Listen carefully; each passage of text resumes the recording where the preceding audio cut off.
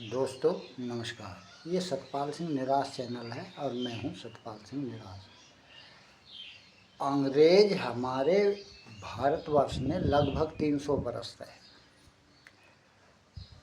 अंशतः शुरू में और बाद में लगभग संपूर्ण भारत पर उन्होंने शासन किया। शासन की शुरुआत करने से पहले उन्होंने भारतीय समाज की मानसिकता को पढ़ा। यहाँ का जो धर्म है सनातन, वो इतना विस्तृत है कि उसमें सब धर्म समा जाते हैं और वो किसी की आलोचना नहीं करता। बड़ा ही परिवर्तनशील, बड़ा ही सहनशील धर्म है वो और दया की शिक्षा देने वाला है। तो इसी का लाभ अंग्रेज़ों ने उठाया और वो कहा करते थे कि हम जो हैं हम सुपीरियर सर्वोच्च जाति हैं और ये जो हैं ये निम्न जाति के लोग हैं, हमें भारतीयों को, और हम शासन करने के लिए पैदा हुए हैं और ये हमारा ऑर्डर हुक्म मानने के लिए पैदा हुए। अब ये अंग्रेज़ों की सोच थी। हालांकि धीरे धीरे फिर जो महापुरुष थे उन्होंने उसका विरोध किया और जागृति पैदा की और उसका जो है आज़ादी भी मिली।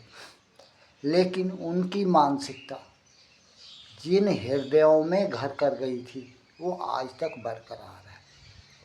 जैसे अब दक्षिण भारत में है, तमिलनाडु एक राज्य है, वो कहते हैं हम तो द्रविड़ हैं। अरे द्रविड़ हो तो तुम्हारा मजहब क्या है? इस्लाम हो, क्रिश्चियन हो? वैसे कहेंगे कि हमारे मुरुगन स्वामी की पहाड़ी पर कोई हड्डियाँ ना फेंके, और वैसे हम द्रविड़। अरे भाई द्रविड़ रहो, द्रविड़ रहने से कोई दिक्कत नहीं है, लेकिन हिंदू होके द्रविड़ रहो। और कोई हिंदू तुम्हारी मदद करता है तो उसका सम्मान करो, उसका प्रत्युत्तर भी दो उसे। अब जैसे अन्नामलाई है, उसके साथ लोग खड़े नहीं हो रहे और वैसे कहेंगे हमारे मंदिरों का टैक्स सरकार ले रही लेगी, जब तुम तो शासन करवाने के लिए पैदा हुए हो। ये द्राविड़ जो है शासन करवाने के लिए पैदा हुए। 87% 87% हिंदू हैं तमिलनाडु में और 6% क्रिश्चियन हैं, 6 ही मुसलमान हैं। तो 6% क्रिश्चियन शासन कर रहे हैं 87% हिंदुओं। क्यों? क्योंकि ये शासन के लिए ही पैदा हुए हैं क्रिश्चियन जो, और ये हिंदू जो हैं ये शासन करवाने के लिए पैदा हुए, क्योंकि इनकी मानसिकता में बहुत खराबी है। जब तक ये पूर्ण रूप से हिंदू नहीं होंगे, ये कहें हम द्रविड़ हैं, द्रविड़ ही रहेंगे, लेकिन हिंदू भी हैं हम इसके साथ साथ, और हमें हिंदू होना चाहिए। अब कहते हैं हमारे पे हिंदी थोपी जा रही। क्यों थोपी जा रही? कौन कह रहा है थोपी जा रही? अगर एक भाषा अलग से पढ़ भी लोगे तो पूरे भारत में काम आएगी वो तुम्हारे, उसकी पूरे भारत में पहुँचे। मत पढ़ो, अपने उसमें ही रहो तमिलनाडु में। अगर तुम्हें अपनी उन्नति का मार्ग प्रशस्त करना है, थोड़ी हिंदी सीखो। अब अंग्रेजी तो हमारी भाषा नहीं है, लेकिन हर बच्चा अंग्रेजी सीख रहा है। क्यों सीख रहा? क्या थोपी जा रही है? यदि छूट कर दें तब भी लोग अंग्रेजी सीखेंगे, क्योंकि उन्हें उन्नति करनी है। तो यही सोचकर ये उनकी सोच द्रविड़ लोगों की उन पर उनके मस्तिष्क में बैठा दिया गया है कि तुम द्रविड़ नहीं रहोगे। अबे द्रविड़ नहीं, कैसे नहीं रहेंगे? जबकि तमिल भाषा को राष्ट्रीय भाषा का दर्जा भी दिया गया है, उसकी सूची में शामिल किया गया है संविधान की। अब ये कोई फिर भी मैं ये जो है उनकी कमी बताऊंगा। जो नेता हैं वो उनके मन से ये बहम निकालने में सफल नहीं हुए।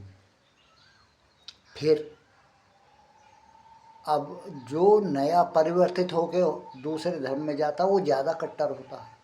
जैसे विजय जोसेफ है, ये तो हिंदू था, माँ हिंदू, बाप हिंदू, आप हिंदू।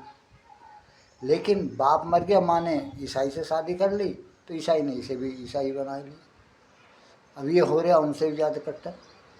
शासन आते ही कह रहे आरएसएस का प्रवेश वर्जित है। आरएसएस पर बैन लगा दिया उसने तमिलनाडु में। चलो ये बात मान लेते हैं, लेकिन हमारे हिंदू और भी तो संगठन हैं। आरएसएस पर बैन जरूर लगाया है। विश्व हिंदू परिषद रह गया, हिंदू महासभा रहा, और बहुत से संगठन हैं जिन्हें जो है वहाँ काम करना चाहिए। भले ही नीति रीति आरएसएस से ले ले, लेकिन अपने नाम से काम करे, वहाँ के हिंदुओं में जागरण पैदा करें। ये हमारे हिंदू संगठनों की कमी है। एक ये है कि हमारा हिंदू जो है अपने आप को सर्वोच्च सुपीरियर पवित्र मन से मानता कि हम जो है, अगर कोई हमारे अंदर आता है, हिंदू बनता है, तो वो हमसे नीचे मलेच्छ कहते थे, अंग्रेज़ों को मलेच्छ कहते थे। ऐसे ही मुसलमानों को, मुग़लों को भी मलेच्छ कहते थे, वो अपवित्र मानते हैं। लेकिन जब हमारे धर्म में आ गया तो उसे हमें स्वीकार करना चाहिए। तो ये यहाँ से हिंदू संगठन जाएं, उनके मन में जागृति पैदा करें, जिससे क्या वहाँ भी हिंदुत्व का स्थायित्व बना रहे। अब दोस्तों, आपको मेरी राय कैसी लगी, आप जो है कमेंट्स करके बताइए, या आपके पास कोई नया विचार हो तो कमेंट्स कीजिए। सब्सक्राइब कर दीजिए। धन्यवाद।